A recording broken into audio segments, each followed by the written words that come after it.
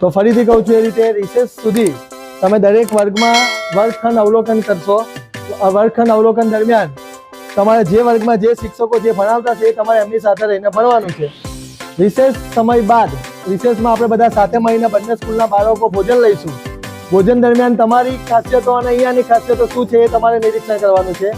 Recess સમય બાદ આપણે બંને શાળા વચ્ચે એક ચર્ચા રાખીશું અને એ ચર્ચામાં બંને આ સ્કૂલના બાળકો કહે છે કે અમારી શાળામાં મધ્યાહન ભોજન આ રીતે ચાલે છે, તમારા બાળકો કહે છે કે અમારી શાળામાં અમે આ રીતે ચલાવીએ છીએ.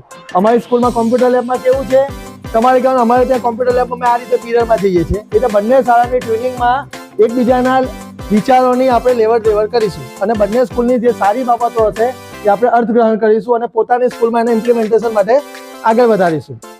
જે સારી બાબતો છે આપણે લેવાની છે, ખરાબ બાબતો હશે તો આપણે એને ભવિષ્યમાં નેક્સ્ટ ટાઈમ આપણે એના સુધારવા માટેના પ્રયત્ન કરવાના છે.